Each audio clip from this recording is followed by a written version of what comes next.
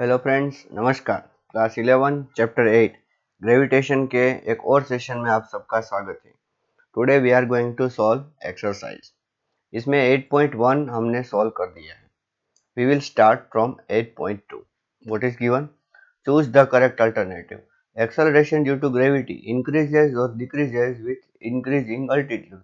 बच्चों, हमें फॉर्मूला पता है Gm/r+h होल स्क्वायर। यहाँ पर h जो है वो अल्टीट्यूड है, तो इसका मतलब क्या है? अगर अल्टीट्यूड इंक्रीज होगा तो डिनोमिनेटर इंक्रीज होगा, डिनोमिनेटर इंक्रीज होगा तो g क्या होगा? डिक्रीज होगा। So what will be the answer? Decrease. दूसरा क्या दिया है? Acceleration due to gravity increases और decreases with increasing depth. Assume the earth to be sphere of uniform density. तो बच्चों, उसका भी फॉर्मूला हमें पता है कि ये देखो, मैं जी डैश बोल दूंगा, ठीक है। ये g dash is equals to g 1 - d/r। तो देखो, जैसे जैसे डी इंक्रीज होगा वैसे वैसे जी डैश क्या होगा? डिक्रीज होगा। क्यों? क्योंकि जैसे डी इंक्रीज होगा वैसे ये टर्म इंक्रीज होगी, और ये 1 माइनस टर्म है तो मतलब पूरी टर्म डिक्रीज होगी, तो जी डैश क्या होगा? डिक्रीज होगा। तो इसमें भी क्या आंसर आएगा? डिक्रीज। ओके। और अगर वैसे भी आपको दोनों एक साथ पता करने हैं तो हम ऐसा भी कर सकते हैं। देखिए, अर्थ की सरफेस पे r=r, वहां पर acceleration due to gravity maximum होता है, और ये आप डेप्थ में जा रहे हो और ये आप ऊपर अल्टीट्यूड में जा रहे हो। दोनों जगह पर देखो डिक्रीज ही हो रहा है, ठीक है। ओके। तीसरा देखिए, देखो मैं जब इरेज करता हूँ उस टाइम पर आप एग्जाम्पल को रीड और सॉल्व करने की ट्राई करो। अगर आपसे हो जाता है तो वीडियो को थोड़ा फॉरवर्ड कर दो, ठीक है, क्योंकि हम 25 एग्जाम्पल सॉल्व करने वाले हैं बच्चों, तो वीडियो थोड़ा लंबा हो सकता है। The acceleration due to gravity is independent of mass of earth or mass of body। बच्चों, g is equals to gm/r²। यहाँ पर g constant, universal gravitational constant, m is mass of earth and r is a radius of earth।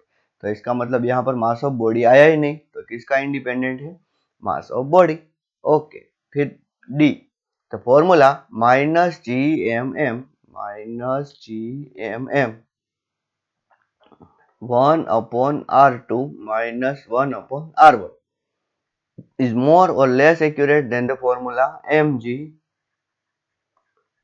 r2 minus r1 for the difference of potential energy between 2 points r2 and r1 distance away from the center of earth।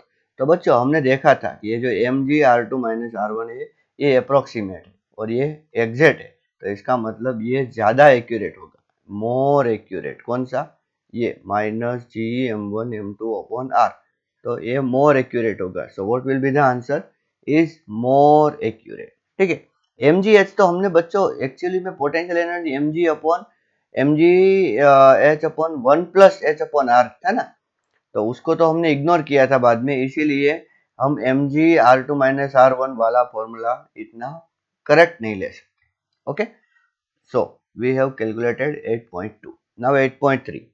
Suppose there existed a plan. मैं एक बात आपको बोल दूं बच्चों, यहाँ पे मैं सारे कैलकुलेशन नहीं करूंगा, ठीक है। मैं आपको सिर्फ डायरेक्शन दिखाऊंगा, क्या फॉर्मूला यूज करना है, क्यों फॉर्मूला आया वो भी मैं बोलूंगा। आपका काम क्या है? वैल्यू रिप्लेस करके आंसर फाइंड करना, ठीक है। ओके। और पीछे एक्सरसाइज में सारे आंसर दिए हैं, उसको मैच कर लेना। ओके, जरूर मैच हो गए, ठीक है बच्चों, मुझ पे विश्वास रखो, मैंने ये सारे सॉल्व करके देखे हैं। Okay. Suppose there existed a planet that went around sun twice as fast as Earth। अच्छा, अर्थ से कितना fast? Twice. What would be the orbital size compared to that of Earth? Okay, अभी लिखो, because speed of planet is twice, speed of planet is twice, time period will be half, ठीक है। और हमें formula कौन सा use करना है बच्चों? t² proportional to r³। मैंने आपको बोला, जब भी ऐसा ऐसा कुछ क्वेश्चन दिए और रेडियस वाली बात करें तो डायरेक्टली हम ऐसा बोल सकते हैं। So t planet upon t earth whole square is equals to radius of planet divide by radius of earth का क्यूब। अभी t प्लानेट, उसका प्लानेट का टाइम पीरियड अर्थ से हाफ होगा, तो यहाँ पर मैं क्या लिख सकता हूँ, TE/2, और TE तो मैंने फिर से लिख दिया स्क्वायर, और यहाँ पर RP, और यहाँ पर क्या लिख सकते हैं हम, RE, ओके, उसका क्यूब। तो देखो TE कैंसल हुआ, and what answer we got 1/4 is equals to RP/RE whole cube. Okay, so what we want, RP. So RP is equals to RE into 1/4 raised to 1/3। ठीक है, अभी radius of अर्थ आपको पता होनी चाहिए 6400 किलोमीटर। ठीक है, और सॉरी, ये रेडियस ऑफ अर्थ, हाँ हाँ, क्या दिया है बच्चों, orbital size as compare to that of earth. बच्चों orbital size as compare to radius, अच्छा हमें कंपेयर ही करनी है, तो फिर हमें directly RP is equal to RE into 1/4 ठीक है, वैल्यू नहीं रिप्लेस करनी है, ये आंसर हमारा आ गया। ओके, ठीक, चलिए, so what answer we got, this one, comparison, हमें RP/RE ही करना है। Okay, so no problem about that. कितना स्मॉल होगा, किसका रेडियस स्मॉल होगा, जिसका टाइम पीरियड कम होगा। ठीक है, ओके, चलिए मैं इसको इरेज कर रहा हूं। आप 1/4, 4 का पहले 1/3 फाइंड कीजिए, क्यूब रूट, उसके बाद उसको 1 में कीजिए। Okay, so that much less is the size of the radius. Okay, ठीक है, चलिए मैंने इसको इरेज कर दिया। 8.3 हमने किया, अब तक 2 ही हुए बच्चों। ठीक है, कितने करने हैं, 25 तक जाना है। ठीक है, I0, one of the satellites of Jupiter, has an orbital period of 1.769 days. Okay, and the radius of the orbit is 4.22 into 10 raised to 8 meter. Show that mass of the Jupiter is about 1000th that of the Sun. बच्चों जब भी ऐसा दिया होना तो directly orbital velocity का जो formula है 2πr/t, या तो इज इक्वल्स टू √Gm/r, जिसके अराउंड घूमता है, तो यहाँ पर ये जुपिटर हो गया mj। ठीक है, तो फिर हमें क्या करना होगा, 4π²r² is equals to Gmj/r। तो 4π²r³ into G is equals to mj।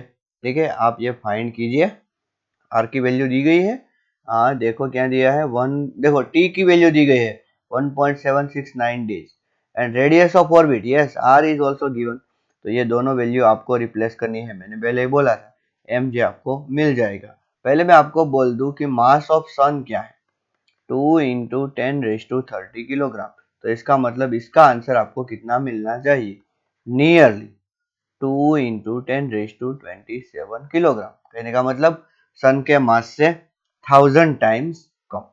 Okay, ठीक है, चलिए इसको लिख लीजिए। देखो वैल्यू रिप्लेस करना तो अब आपको आना चाहिए, अगर नहीं आ रहा तो 11th में नहीं पढ़ना चाहिए। ओके, देखो मैं ताना नहीं दे रहा हूं, मैं रियलिटी बता रहा हूं। अगर आपको इतनी आलस आ रही है कि नहीं मैं वैल्यू भी रिप्लेस नहीं करूंगा, तो बच्चों ये देखने का कोई फायदा नहीं है, बंद करो, खेलो, मौज करो, बस इसीलिए लाइफ दी गई है हमें। Let us assume that our galaxy consists of 2.5 into 10⁻11 stars. Okay, कितने स्टार है, number of stars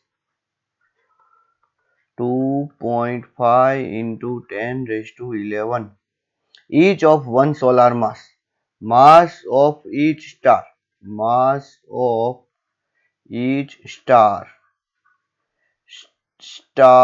okay sorry मैंने फिर से कुछ लिख दिया, star is equals to 2 into 10⁻30 kilogram, ये वन सोलर मास मतलब कि एक सन का मास।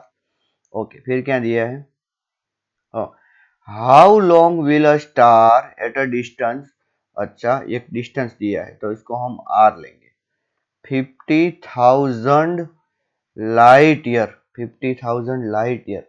देखो मैं लाइट ईयर को कैसे कन्वर्ट करना है वो भी मैं आपको बोल देता हूँ, 50,000 9.46 इंटू 10⁻15 मीटर, तो ये हो गया आपका R। From the galaxy centre to complete one revolution, कहने का मतलब हमें क्या फाइंड करना है, time period. Take the diameter of the milky way to be 10⁵ light year. Okay, उसका डायमीटर 10⁵ लाइट ईयर है। तो हमें क्या करना होगा, देखो हमें टाइम पीरियड फाइंड करना है। तो अभी मैंने क्या बोला था, √GM/R is equals to 2πr/T। मैं बार बार भूल जाता हूँ, इस बार याद कर लूंगा। GM/R is equals to 4π² R² T²। अभी M क्या है, तो इन दोनों को मल्टीप्लाई कर दो, नंबर ऑफ स्टार और इन दोनों को मल्टीप्लाई कर दो। पहला काम आपका ये, जो भी आंसर आएगा वो M में रखना। R की वैल्यू मैंने यहाँ पर आपको कैलकुलेट कैसे करनी है वो मैंने आपको बोल दी है।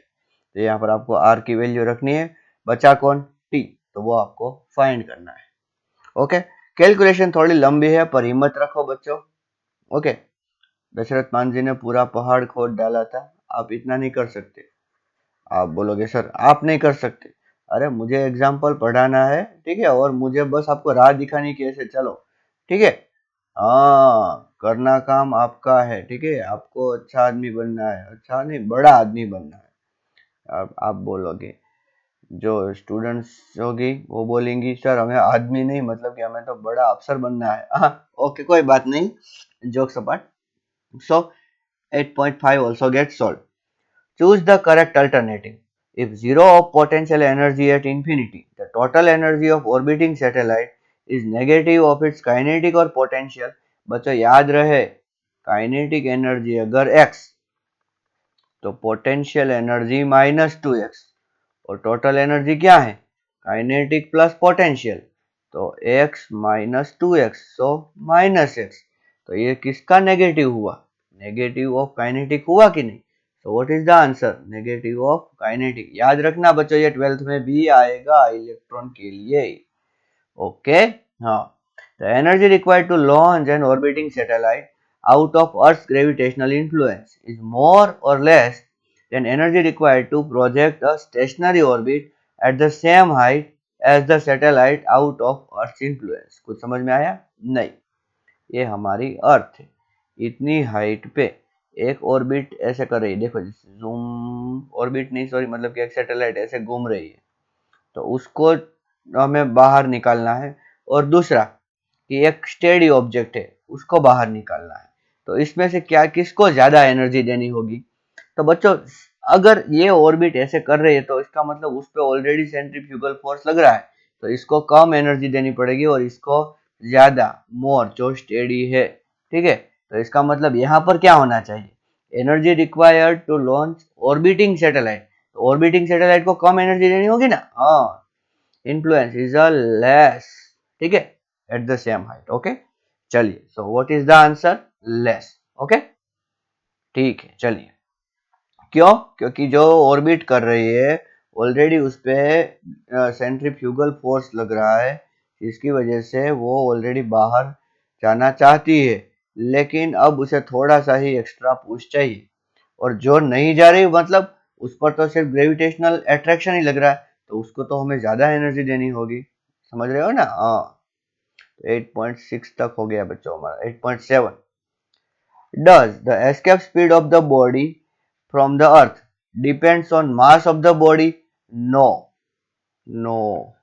बच्चों मैं एस्केप स्पीड का फॉर्मूला आपको बोल दूं, what is the formula, √2GM/R। यहाँ पर M और R ये दोनों अर्थ के हैं, इसलिए तो हमने 11.2 किलोमीटर पर सेकंड ऐसी वेलोसिटी की दी, वेलोसिटी भी डिराइव की थी।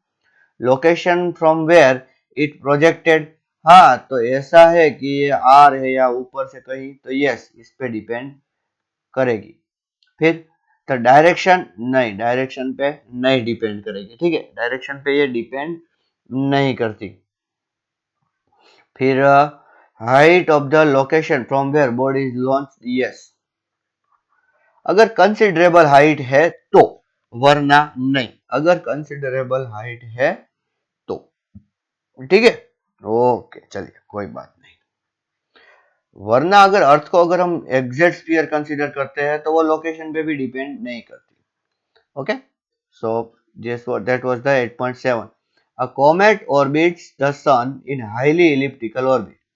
Does the comet have, अच्छा ये है कौन, सन, और ये okay. Does the comet have constant linear speed? No. उसकी स्पीड बच्चों पास आने से बढ़ेगी, दूर जाने से कम होगी. तो इसका आंसर क्या होगा? नो. एंगुलर स्पीड कॉमन रहेगी, कांस्टेंट रहेगी, क्या लगता है आपको? एंगुलर स्पीड कांस्टेंट रहेगी? नहीं. यहाँ पास आने से बढ़ती है तो एंगुलर स्पीड भी कांस्टेंट नहीं रहेगी. तो इसका आंसर भी no. Angular momentum, yes, L/2m. Kinetic energy, no. Potential energy, no. अरे kinetic energy half M V square, तो वेलोसिटी चेंज हो रही है तो वो चेंज होगी. पोटेंशियल एनर्जी डिस्टेंस पे तो वो भी चेंज होगी. Total energy, yes, total energy remain as it is. Okay, ठीक है. चलिए, तो समझ में आया ना किस किस पे नो और किस किस पे yes.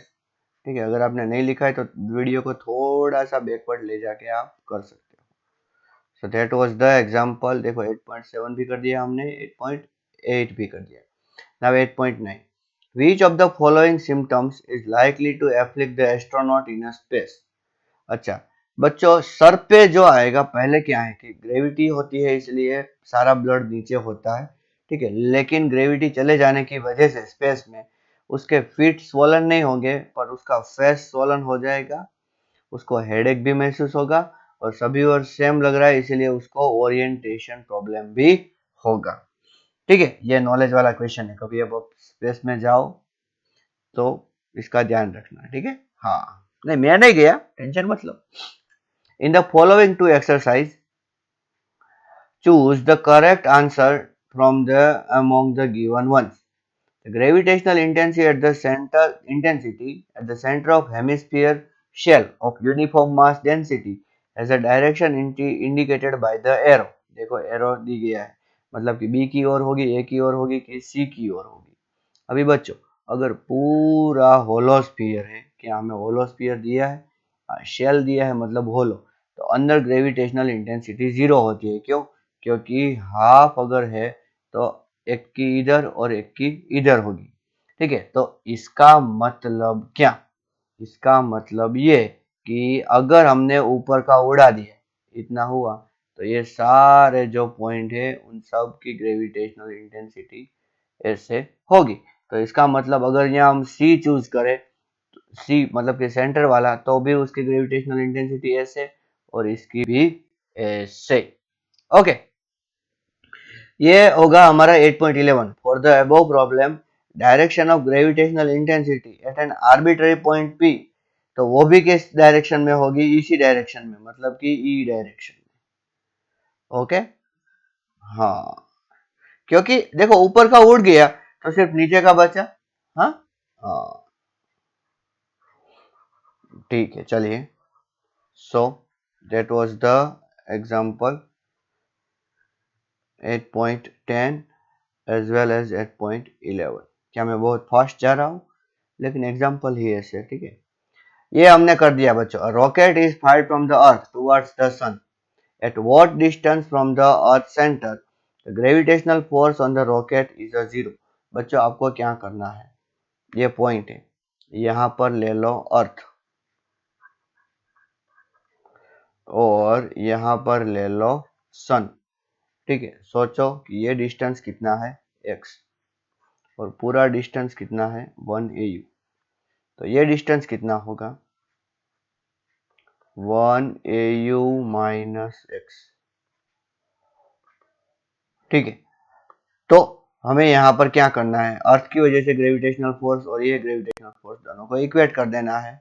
So GM mass of spacecraft ऐसा बोल सकते हैं ना, नहीं rocket sorry, into mass of earth divided by x square is equals to G mass of rocket mass of sun divided by 1 AU minus x, astronomical unit बच्चों का square. Okay, और यहाँ पर G M R got cancel. Mass of earth का formula क्या है, मास of earth का 6 × 10⁻²4 divided by x square. Mass of sun 2 into 10 raised to 30 divided by 1 AU minus x का स्क्वायर. अभी 2 3 जा और दोनों साइड स्क्वायर रूट ले लो, तो ये √3 into 10 raise to 12 divide by x, और यहाँ पर 10 raise to 15 divided by 1 AU minus x. तो अभी ये जो कट हुआ ये हो गया 1000. ठीक है. So what answer we got? √3 is equals to √3 into AU minus x is equals to 1000x. तो √3AU minus √3x is equals to 1000x. फिर भी मैंने आपको बोल दिया बच्चों, एक बार हमने सॉल्व किया है, फिर भी अगर मैं इसको इधर लेके जाऊं तो देखो √3AU is equals to x common 1000 plus √3. तो x इज इक्वल्स टू आपको क्या करना होगा √3. अब AU की value 1.496 into 10 raise to 11 divided by 1000 plus √3, तो नियरली 1000 होगा. ठीक है, तो इसको आप बाद में सॉल्व कर लो. ओके, ठीक है, चलिए. So done. Okay fine.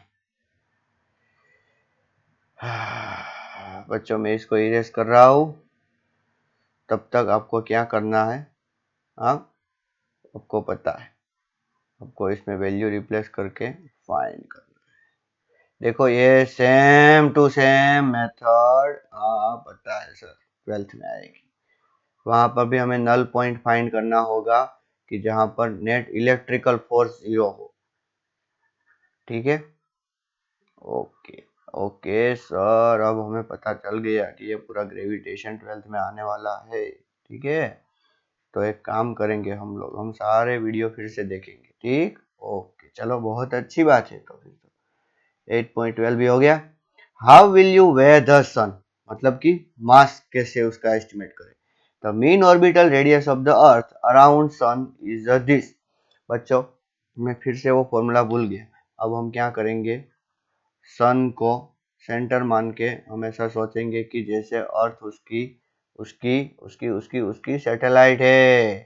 तो ऑर्बिटल रेडियस का फॉर्मूला √GM अपॉन आर.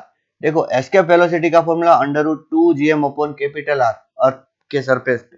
यहाँ पर GM अपॉन आर, जो कि ये सन का होगा. क्यों? क्योंकि वो जो सैटेलाइट जिसके इर्द गिर्द घूमती है उसका मास यहाँ पर आता है. ठीक है, पहले सैटेलाइट अर्थ की ओर घूमती थी तो GME आता था, लेकिन अभी अर्थ को ही हमने सैटेलाइट ले लिया तो यहाँ पर MS आएगा. ठीक है, and is equals to 2πr/t. तो बच्चों आपको पता है ना कि एक रिवॉल्यूशन कंप्लीट करने के लिए कितने डेज लगते हैं, तो वो आप यहाँ पे रखो. ठीक है, फिर r की वैल्यू भी रखो. r की वैल्यू क्या है, दी गई है, देखिए आपको 1.5 इंटू 10 रेज टू 8. ठीक है, and you will get mass of sun. Okay, and what is the mass of sun? I know it, nearly 2 into 10 raised to 30 kilogram. ये आपका आंसर होगा. ओके, मैंने बच्चों आपको मेथड बोल दी, अब बार बार ऐसी मेथड नहीं बोलूंगा. आपको अब तो पता चलना चाहिए. ओके, कौन सा एग्जांपल हमने सॉल्व किया? We have solved 8.13. Now 8.14. A Saturn year is 29.5 times Earth year. How far is the Saturn from the Sun? If Earth is 1.5 into 10 raised to 8 kilometer away from the Sun. बच्चों formula T square proportional to R cube. I think आपको पता चल गया. T Saturn upon T Earth का square is equals to R Saturn upon R Earth का cube. अभी T Saturn हमें पता करना है ना, नहीं, Saturn year is 29.5 times earth year, तो यहाँ पर मैं 29.5, ठीक है, सिर्फ ऐसा ऐसा लिखता हूँ. क्यों? सोचो. ठीक है, अब ये आपका काम है बच्चों, क्योंकि ये TS is equal to 29.5 into T, और इंटू टी तो कट हो गया ना. हाँ, अभी RS हमें फाइंड करना है, और RE हमें दिया है कितना, 1.5 इंटू 10 रेज टू 11 बच्चों, वो तो 1 AU है उसकी वैल्यू। ठीक है, तो पहले आपको क्या करना होगा, दोनों साइड क्यूब रूट लेना होगा। तो 29.5 raise to 2/3 multiply by 1.5 into 10⁻11। तो आपको क्या मिलेगा, radius of the orbit of the Saturn, जो कि कितनी होगी 1.43 इंटू 10⁻12 मीटर। ओके, हाँ विश्वास रखो बच्चों, मैंने ये खुद सॉल्व किया है। ओके, कई बार बच्चे बोलते हैं सर 2/3 है रेज टू 2/3, तो वो कैसे फाइंड करें, तो लॉग से फाइंड करो। कैसे फाइंड करो बच्चों, लॉग से। ओके, बेसिक कोर्स में हमने सिखाया था, किसी का भी क्यूब रूट अगर फाइंड करना हो तो लॉग से कैसे फाइंड किया जाए। आप बोलोगे क्या सर, अब हम लॉग भी यूज करें? हाँ हाँ करो, ये 8.14 हो गया। A body weighs 63 Newton on the surface of Earth. What is the gravitational force on it due to Earth at a height equals to half of the radius of the Earth? देखो, a body weighs 63 Newton on the surface of Earth. Weight का formula क्या है, mg। तो mg is equals to 63, so g is equals to 63/m। Okay, अभी क्या मालूम करना है, what is the gravitational force on it due to the earth at a height equal to half the radius of the earth. तो बच्चों G dash is equals to, आपको क्या करना होगा, सबसे पहले G dash upon G is equals to, आपको पता है ना, ये आर प्लस एच और ये आर उसका स्क्वायर। तो पहले आर और यहाँ पर आर प्लस एच, तो मतलब कि आर प्लस कितनी हाइट पे जाना है, हाफ द रेडियस ऑफ अर्थ। देखो ये है रेडियस आर, तो हमें इतनी हाइट पे जाना है जो कि r/2 है। तो टोटल कितना हो गया, r प्लस एच, तो r प्लस r/2 का स्क्वायर। तो जी डैश इज इक्वल्स टू जी, छोड़े जी डैश अपॉन जी, मैं क्या बोल रहा हूँ ये, तो r प्लस r/2, नीचे जो डिनोमिनेटर में वो 3r/2 हो गया, तो इसका मतलब नीचे 3 और ऊपर 2, ऊपर अल्लाह नीचे 30, तो ये 2 2 जा 4 और 3 3 जा 9। ठीक है, तो हमें एम जी डैश, एम दोनों साइड में मल्टीप्लाई कर दो, सो वेट इज इक्वल्स टू 4/9, और ये एम जी की वैल्यू हमें यहाँ पे कितनी मिली, 63, सो 9 7 जा, सो कितना आंसर आएगा बच्चों, 28 न्यूटन। समझ में आया? हाँ, ऐसा तो हमने कई बार सोल्व किया है। ओके, ठीक है, चलो इरेज कर दो। हाँ, यहाँ से इरेज करना शुरू करता हूँ। वेट का मतलब mg होता है, हमने सिर्फ mg फाइंड किया, g फाइंड किया, ऊपर नीचे mg मल्टीप्लाई कर दिया। Okay, common sense you know, हाँ, which is very uncommon. Common sense is very uncommon, much uncommon you can say, mostly uncommon. अच्छा, क्या मैं इंग्लिश पढ़ा रहा हूँ? नहीं, खैर, वी हैव कैलकुलेटेड 8.15।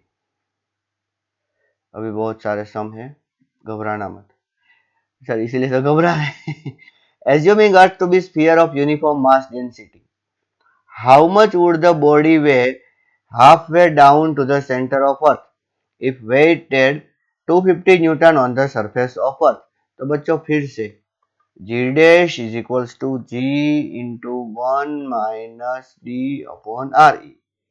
तो G dash upon G is equals to 1 minus, कहाँ कितना जाना है बच्चों, हाफ वे डाउन। देखो अर्थ है तो यहाँ से हाफ मतलब कि r/2 जितना जाना है, तो ऊपर में re/2 radius of earth by 2, नीचे re, ऐसा लिखता हूँ। ठीक है, तो ये देखो कट हो गया, तो 1 माइनस 1/2 तो 1/2, तो फिर मैं दोनों साइड m मल्टीप्लाई कर देता हूँ। फिर mg डैश जो कि वेट कहलाएगा, जो कि mg/2, जो कि weight on surface by 2, weight on surface was the 250 Newton, is it? हाँ, 250 Newton divided by 2, so the answer will be 125 Newton. What will be the answer? 125 Newton. Okay, fine. Okay, चलिए, तो ये हो गया हमारा कौन सा एग्जाम्पल?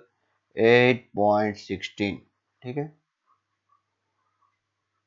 देखो ऐसे एग्जाम्पल अगर आपको आ जाए तो कॉन्फिडेंस साथ में आता है, ठीक है ना? हाँ, so we have calculated example 8.16। ठीक है, 8.16 भी हो गया, 8.15 भी हो गया, अब 8.17 अच्छी तरीके से देखो क्या दिया है। A rocket is fired vertically with speed 5 km per second from the surface of Earth। अच्छा, यहाँ पर उसकी स्पीड कितनी है? 5 किलोमीटर पर सेकंड, मतलब कि 5 इंटू 10⁻³ मीटर पर सेकंड। ओके, क्या वो बाहर जा पाएगा? नहीं, क्योंकि उसकी स्पीड 11.2 किलोमीटर पर सेकंड नहीं। How far from the earth does the rocket go before returning to the earth? Okay, देखो यहाँ से कुछ कुछ कुछ कुछ कुछ कुछ यहाँ तक गया। सोचो कि ये जो सेंटर से डिस्टेंस है वो r है, ठीक है, और ये जो डिस्टेंस है वो रेडियस है, ठीक है। तो देखो ऐसे एग्जाम्पल में, ये बहुत इंपॉर्टेंट एग्जाम्पल है, तो एग्जाम्पल में ऐसे में इसको इनिशियल ले लो और इसको फाइनल ले लो, फिर E total initial is equals to E total final, हमेशा ऐसे करो। इनिशियली उसके पास कितनी एनर्जी है, तो minus G M rocket, M rocket ही था ना, रॉकेट, हाँ, रॉकेट इज फायर्ड वर्टिकली, तो M rocket and mass of earth, और उसका डिस्टेंस कितना था? आर, क्योंकि वो सेंटर से आर डिस्टेंस पे था, प्लस उसके पास काइनेटिक एनर्जी थी, तो हाफ एम वी स्क्वायर, और यहाँ पर उसकी वेलोसिटी 0 हो चुकी थी बच्चों, तो इसका मतलब क्या हो? Minus G mass of rocket M upon R, ये डिस्टेंस करना है, ठीक है, और ये आर हमें फाइंड करना है। सो आपके पास देखिए ये मास ऑफ रॉकेट, ये क्या होगा? मास ऑफ रॉकेट ही होगा। So mass of rocket, mass of rocket, mass of rocket got cancelled out, ठीक है, समझ में आया अच्छी तरीके से। और फिर क्या करना है आपको? आपको ये स्मॉल आर फाइंड करना है, तो माइनस ये जी की वैल्यू कितनी है? 6.67 इंटू 10⁻⁻11। ये क्या है? मास ऑफ अर्थ, मास ऑफ अर्थ क्या है? 6 into 10⁻24 divided by radius of earth, radius of earth कितनी है? 6400 किलोमीटर, मतलब कि 10⁻³ plus half v square, v कितना है? वेलोसिटी कितनी दी है बच्चों? Rocket is fired vertically 5 kilometre पर सेकंड, और 5000 है ना, तो उसका स्क्वायर, मतलब कि 25 into 10⁻9 is equals to minus यहाँ पर 6.67 इंटू 10⁻⁻11, और फिर से मास ऑफ अर्थ यहाँ पर रिप्लेस करके आर आपको फाइंड करना है। Everything is given and you have to find out the R. Okay, कर पाओगे? वेरी गुड, ठीक है, ऐसा करना चाहिए बच्चों आपको।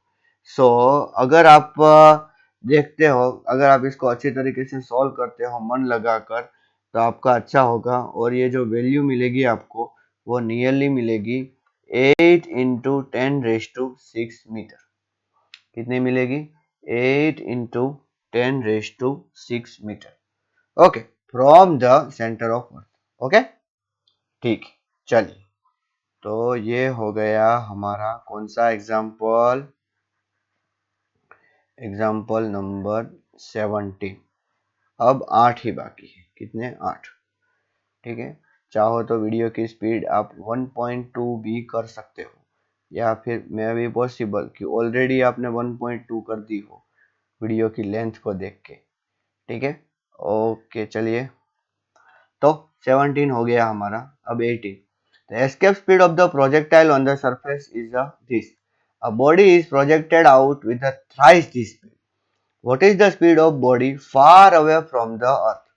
Ignore the presence of sun and other planet. Okay, देखो अब तो वो एस्केप हो जाएगी, वो तो पक्का है, वो तो पक्का है। तो यहाँ पर और फिर जुक जुक जुक जुक जुक जुक जुक जुक जुक जुक जुक जुक जुक जुक जुक जुक जुक यहाँ पर, ठीक है, वो बाहर निकल गई बच्चों, बाहर। तो उस टाइम पर ये पॉइंट नंबर 1 और ये है point number 2। So energy 1 equal to energy 2। यहाँ पर कितनी energy, half M v square. याद रहे V is equals to 3VE। VE means escape, ठीक है, ऐसा रखना है। मैं नहीं करने वाला, आपको करना है। GMM अपॉन RE, ये डिस्टेंस। अब तो ये तो इन्फिनिटी पे चला गया, तो यहाँ पर माइनस GMM अपॉन कुछ ऐसा नहीं आएगा, सिर्फ क्या आएगा, half M v dash square. देखो यहाँ पर ज्यादा वेलोसिटी से भेजा है ना, इसीलिए यहाँ पर कुछ वेलोसिटी आएगी। तो इन दोनों को इक्वेट करोगे अच्छी तरीके से, देखो तो पहले तो स्मॉल m कट हो गया, ओके, और v की वैल्यू आपको दी है, मास ऑफ अर्थ भी आपको पता है। Then easily you can find out v dash. किसको फाइंड कर सकते हो, v डैश को। ओके, समझ में आया क्या अच्छी तरीके से? हाँ, ओके, अगर आप ये सॉल्व करते हो तो आपको आंसर मिलेगा v dash will be 31.7 kilometre पर सेकंड। इनिशियल कितनी थी, 3 इंटू 11.2, मतलब कि 2 3 जा 6 और 33.6, इसमें से कितनी हो गई, 31.7। वैसे जी एम अपॉन आर है ना, तो इसको 2 से मल्टीप्लाई और 2 से डिवाइड कर दो, और ये जो बन गया 2 GM अपॉन आर, ये हो गया एस्केप स्पीड का स्क्वायर, ठीक है। हाँ, तो ऐसे मैंने शॉर्टकट दी आपको, तो ऐसे कर सकते हो, ठीक है। मतलब कि आपको GMRE ये सारी वैल्यू रिप्लेस ना करनी पड़े, ठीक है। फिर एक 2 नीचे बचेगा, अच्छी तरीके से ध्यान रखना, समझ में तो आया ना? हाँ,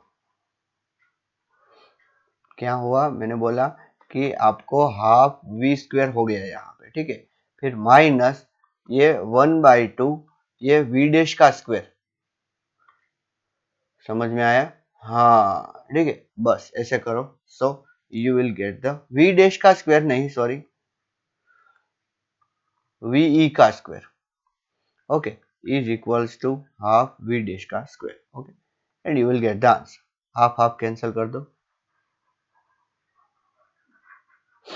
ओके, शॉर्टकट मैंने दिया, काम आप करोगे।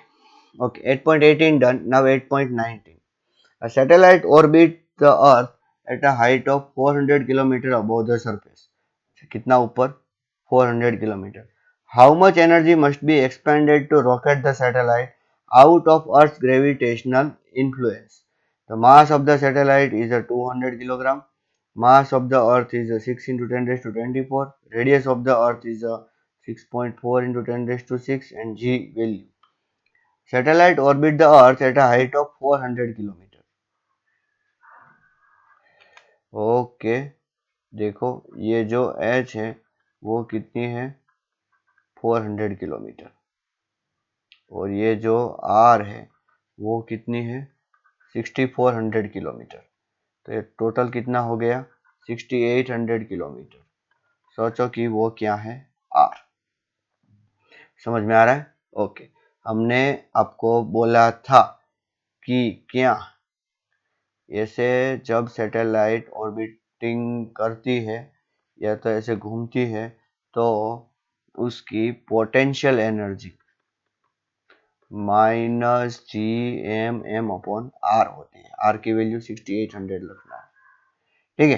काइनेटिक एनर्जी कितनी होती है, काइनेटिक एनर्जी होती है GMM अपॉन 2R, ठीक है। और टोटल एनर्जी, तो इन दोनों को ऐड कर दो, हमने बोला था ना इसको x, तो क्या इसको 2x बोल सकते हैं, -2x, तो ये -x हो गई। तो what is -x, minus GMM upon 2R। तो आपके पास मास ऑफ द अर्थ और मास ऑफ सैटेलाइट दोनों है, और ये भी है। So easily you can calculate total energy. तो एस्केप एनर्जी क्या है, E escape is equals to negative of total.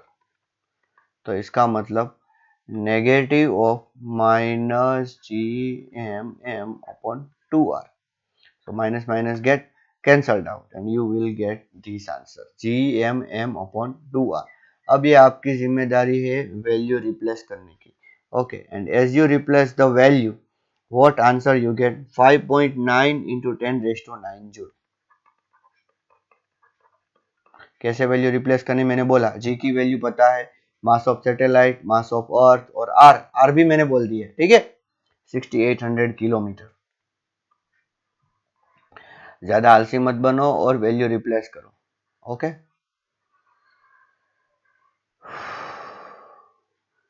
अगर मैं सारी वैल्यू रिप्लेस करता तो बच्चों वीडियो फिर 2 घंटे का हो जाता.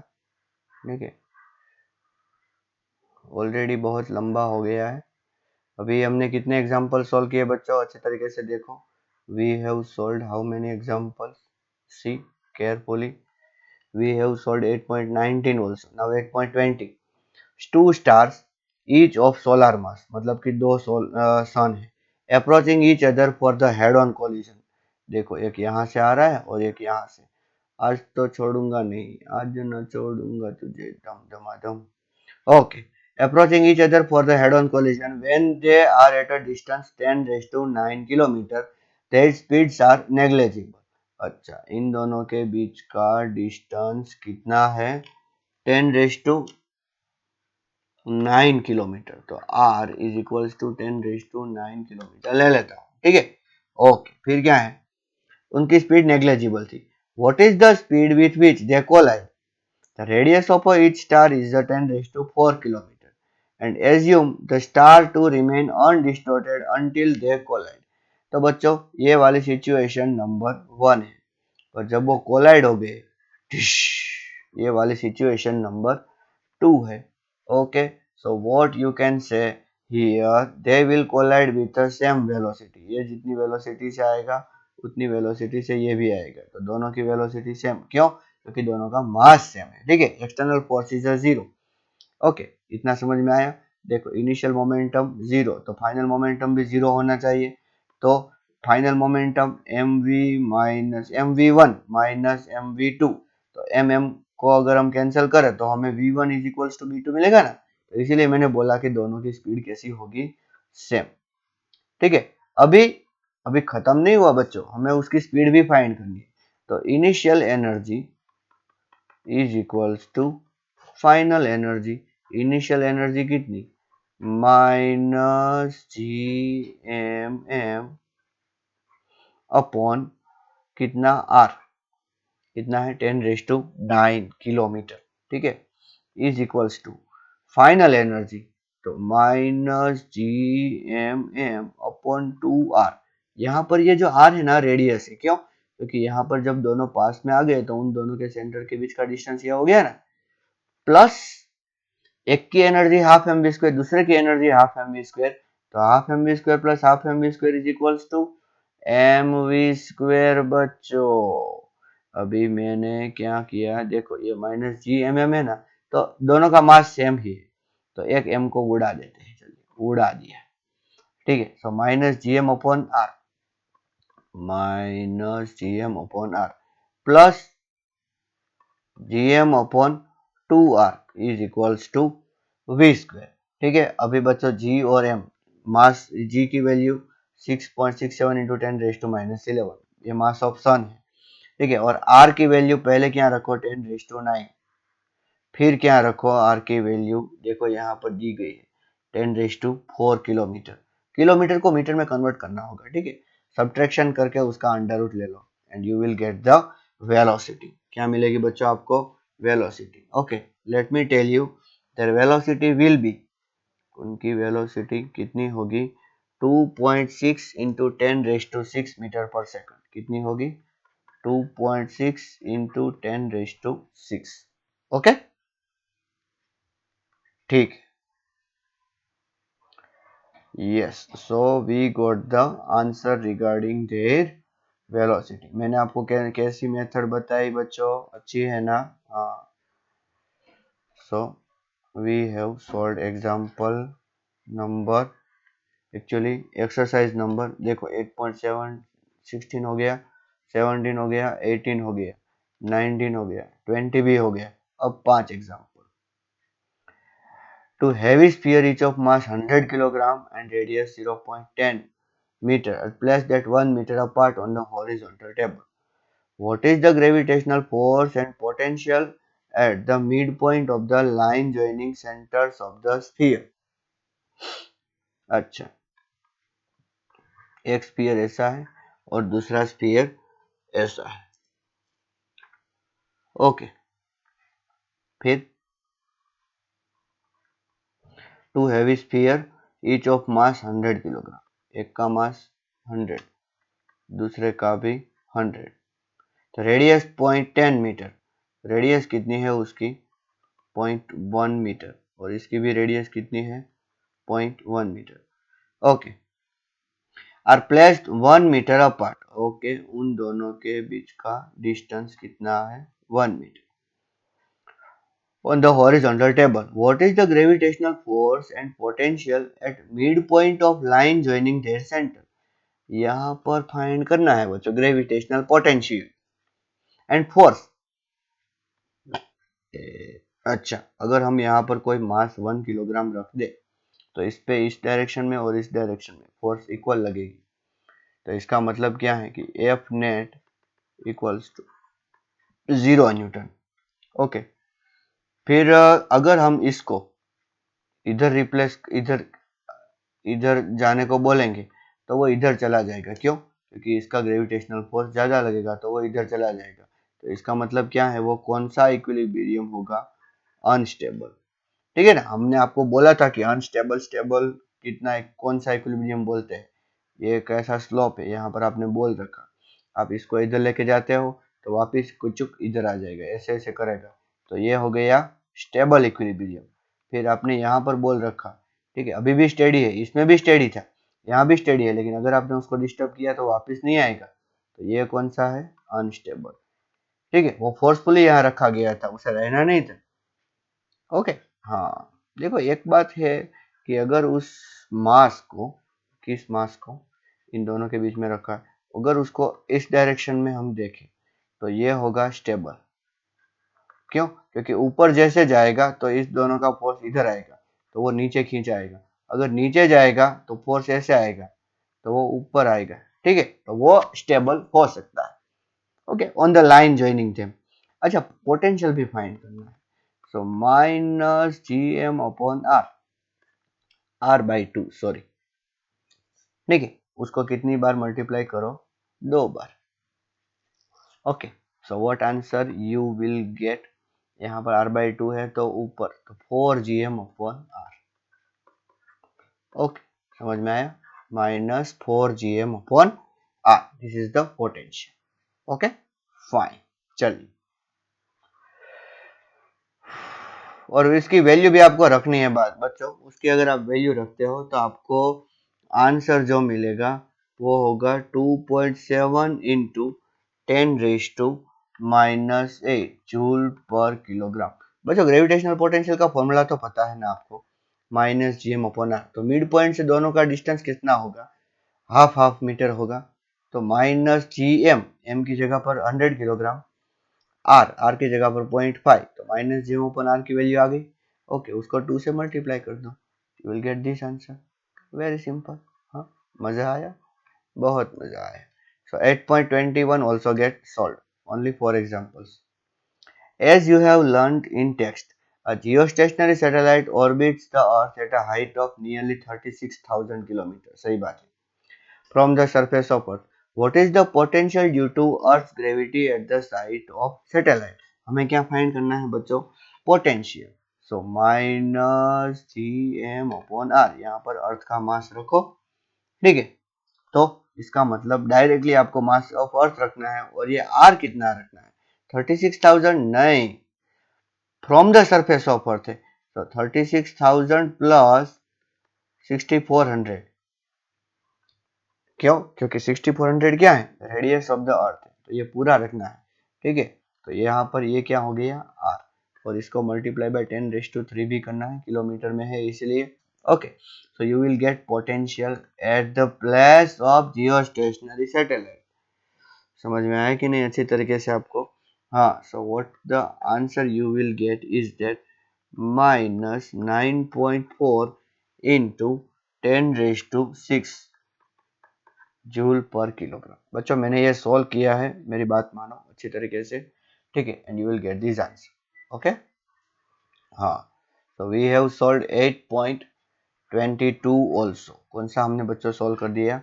8.22। So now how many examples are remaining? 3। A star 2.5 times mass of sun and collapse to the size of 12 kilometre. अच्छा देखो, सन से बड़ा है लेकिन कितनी साइज में आ गया? 12 किलोमीटर। 10th में शायद सुना होगा। Rotates with the speed of 1.2 revolution पर सेकंड, तो उसकी ओमेगा है वो कितनी है? 1.2 रिवॉल्यूशन पर सेकंड, तो मतलब 1.2 इंटू 2 पाई रेडियन पर सेकंड, ठीक है, मतलब कि 2.4 पाई रेडियन पर सेकंड, ठीक है। एक सेकंड में इतने रिवॉल्यूशन बच्चों, अर्थ अपना एक रिवॉल्यूशन मतलब कि रोटेशन 24 आवर में कवर करती है, ठीक है। ये एक सेकंड में इतना कर रहा है, एक से ज्यादा। Extremely compact star of this kind are known as the neutron star and certain stellar object contains called pulsar belong to this category. Will an object placed at the equator remain stuck to its surface due to gravity? तो बच्चों हमने जब अर्थ में किया था उस time पर यहाँ पर हमने पता है किया था कि G dash is equals to G minus omega square R, ठीक है। तो ओमेगा स्क्वायर और इसको is equals to G zero करेंगे, अगर यहाँ से हमें थ्रो कर देना है तो इस ऑब्जेक्ट को, तो G omega square R equal to G upon R मिलेगा हमें, ठीक है। So omega is equals to under root G upon R आया। अभी जी क्या है? G, what is G? G is G M upon R square, तो यहाँ पर आर क्यूब हो गया क्योंकि ऑलरेडी एक आर डिनोमीटर में है और आर स्क्वायर आया। अच्छा, आप बोलोगे जी इनटू मास कितना रखे? क्या मास ऑफ अर्थ रखना है? नहीं, हमें रखना है ये पूरा मास। कितना? देखो 2.5 टाइम्स मास ऑफ सन, तो सन का मास कितना है? उसका 2.5, मतलब कि 2.5 इंटू 2 इंटू 10⁻30, मतलब 5 इंटू 10⁻30, ठीक है। और नीचे क्या रखना है? आर क्यूब, रेडियस 12 किलोमीटर है, तो 12 का क्यूब मल्टीप्लाई बाय 10⁻3 है तो उसका 9। तो बच्चों ये ऑब्वियस है, ये वैल्यू बहुत बड़ी आएगी, ठीक है। मतलब क्या है कि ओमेगा गिवन ये वाली is much much less than omega required, तो इसका मतलब क्या है? Therefore object remain stuck. Omega required का मतलब कि अगर उसे बाहर भाग जाना है तो इतनी, ठीक है। अगर आप सॉल्व करोगे ना तो जो रिक्वायर्ड ओमेगा है ना वो ये 2.5 टाइम्स 2.4 पाई रेडियन पर सेकंड दिए ना, उससे 2000 गुना ज्यादा आएगी, उससे भी ज्यादा। ओके, हाँ, तो कहने का मतलब क्या है कि वो देखो सन जैसा है लेकिन 12 किलोमीटर जितना कम क्यों हो गया? Because of the gravity. इतना ज़्यादा ग्रेविटेशनल फोर्स लगेगा कि वो कितनी भी स्पीड से घूमे, कितनी भी स्पीड से तो नहीं, लेकिन अगर देखो ये 1.2 रिवॉल्यूशन पर सेकंड क्या आप मानते हो? क्या ये कम स्पीड है? नहीं, बहुत ज़्यादा स्पीड है। बच्चों हमारी अर्थ क्या होती है, क्या करती है? 24 आवर में एक रिवॉल्यूशन, ठीक है। सोचो अगर वो 12 आवर में रिवॉल्यूशन करने लगे तो क्या होगा? अगर वो सोचो 6 आवर में या अगर 1 आवर में एक रिवॉल्यूशन करने लगे तो सोचो 0.5 आवर में। यहाँ तो एक सेकंड में हो रहा है और वो भी एक रिवॉल्यूशन थोड़े ही, 1.2 रिवॉल्यूशन। ओके, तो इतनी ज्यादा ग्रेविटी होगी, ठीक है। फिर भी ऑब्जेक्ट है वो बाहर थ्रो नहीं हो रहा है, स्टक हो गया है। इसका मतलब आप सोचो ग्रेविटी कितनी होगी, और ब्लैक होल में तो इससे भी ज्यादा ग्रेविटी है। ओके, बहुत इंटरेस्टिंग मैंने बात कर दी, आप इस पे नेट पे सर्च करना। Spaceship station on the Mars, Mars पे स्टेशन है, ठीक है। How much energy must be expanded on the spaceship to launch it outside of the solar system. अच्छा, ये मार्स और यहाँ पर एक ऑब्जेक्ट है और ये कौन है? सन है। हमें उसको सोलर सिस्टम से बाहर फेंकना है, ठीक है। और बाकी सारी इंफॉर्मेशन आपको दी गई। तो आपको क्या करना होगा कि यू टोटल फाइंड करना होगा। So minus G M object mass का mass of Mars divided by distance between given mass and Mars, मतलब कि स्पेसशिप एंड मास। स्पेसशिप का मैं एस रखता हूँ, तो ये डिस्टेंस क्या आएगा मैं आपको बोल देता हूँ, रेडियस आएगा किसका, मार्स का। और दूसरा minus G M M upon ये जो मास है वो स्पेसशिप का और ये मास जो है वो सन का, ठीक है। And divided by distance between them. What is the distance? It is nothing but radius. So how much it is? 2.28 into 10⁻11। तो ये जो पूरा आंसर आएगा ना बच्चों, ये उसका टोटल है। तो उसका अगर हम नेगेटिव करेंगे, ठीक है, मैंने सारी इंफॉर्मेशन आपको दे दी है बच्चों, अब ये आपका काम है सॉल्व करने का। तो ये नेगेटिव होगी ना, वो उतनी एनर्जी अगर आप प्रोवाइड करते हो तो टोटल एनर्जी उसकी 0 हो जाती है और वो सोलर सिस्टम से बाहर भाग जाएगा। तो ये कितना आंसर आएगा आपका, वो नियरली 3 इंटू 10⁻11 जूल आएगा। ओके, देखो आगे का तो थोड़ा सा मुझे भी गड़बड़ लग रहा है, लेकिन 10⁻11 जो लाएगा वो पक्का है, ठीक है। ओके, आप सॉल्व करके देख लेना। मैंने क्या बोला पता चला ना? Given mass is interacting with the Mars as well as sun. Given mass नहीं, मतलब कि गिवन स्पेसशिप। तो स्पेसशिप और मार्स के बीच का डिस्टेंस और स्पेसशिप और सन के बीच का डिस्टेंस, ऐसा हमने किया। ओके, हाँ। फिर rocket is fired vertically from the surface of the Mars with the speed 2 kilometre पर सेकंड। अच्छा, कितनी स्पीड से फायर किया गया? 2 किलोमीटर पर second. If 20% of its initial energy lost due to Martian atmospheric resistance, how far will the rocket go from the surface of Mars before returning to it? अच्छा, ये Mars है, यहां से fire किया गया, यहां तक वो आया, ये इनिशियल और ये फाइनल। तो E initial is equals to E final, ऐसा करेंगे? नहीं, कितनी एनर्जी लॉस्ट हो गई बच्चों? 20%। तो इसका मतलब ई इनिशियल का 80% is equals to E final. तो 0.8, अभी ई इनिशियल कितना? तो half M v square minus G M M upon radius of mass. Final, final में वेलोसिटी तो 0 हो जाएगी, तो minus G M M upon R, मतलब कि ये डिस्टेंस पूरा, ठीक है। यहां पर देखिए ये स्मॉल एम कट हो सकता है, देखिए, ठीक है। अभी कैपिटल एम जो है वो क्या है, which is nothing but mass of the Mars. ये R radius of the Mars है, ठीक है। और आपको क्या फाइंड करनी है? Small r. आपको क्या फाइंड करना है बच्चों? स्मॉल आर, ठीक है। एक बार आपको स्मॉल आर मिल जाए तो फिर डिस्टेंस फ्रॉम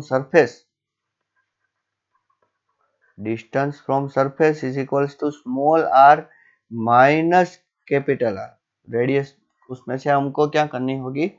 सब्ट्रैक्ट करनी होगी। Okay, and you will get answer nearly 500 kilometre. Okay, तो बच्चों यहाँ पर हमने इसकी पूरी एक्सरसाइज सॉल्व कर ली, ठीक है। आशा रखता हूँ कि आपने अच्छे एग्जाम्पल किए होंगे। ओके, थैंक यू एंड नमस्कार।